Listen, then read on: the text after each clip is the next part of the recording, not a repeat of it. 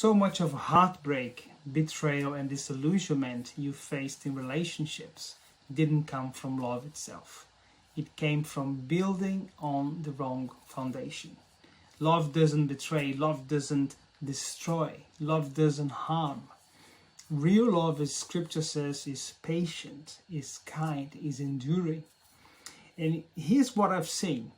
When you align with God's design for love, everything changes. Relationships stop being places of wounding and become places of healing. They stop collapsing under pressure and start reflecting the covenant love of God.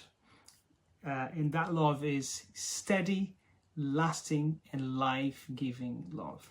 In today's video, I will show you why so many relationships fail and what love actually looks like when it's built God's way, and how you can prepare yourself to love from strength, not from brokenness. Welcome to Wisdom Etc. This is the space where we seek to unpack and understand eternal wisdom.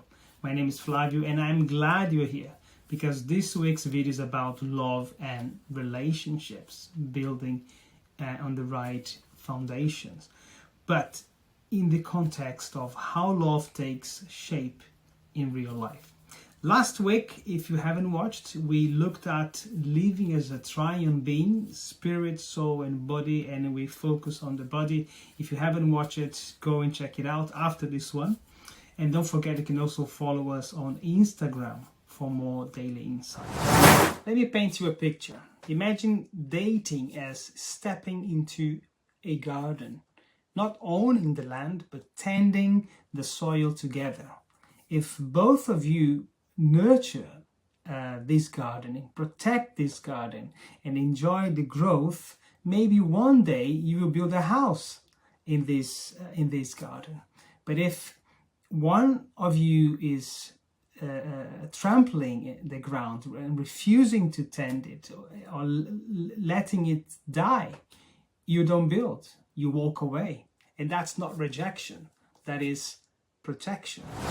Here's the problem. Many people treat dating like mining. They are trying to extract what they need rather than gardening, which is about planting, nurturing, and growing over time. And when you build a relationship on unmet needs, the cracks show quickly. Your love language often points to your wounds. If you crave affirmation, for example, maybe it's because you lacked it as a child. Or if you long for time and attention, maybe you once felt ignored. That's why before you expect someone else to complete you, you must heal.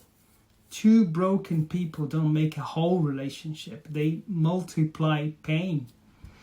Now, marriage then is not about passion. It's about covenant. If passion will fade, passion fades. Covenant, they last. It says, even in hard times, we don't quit. It's we rebuild it.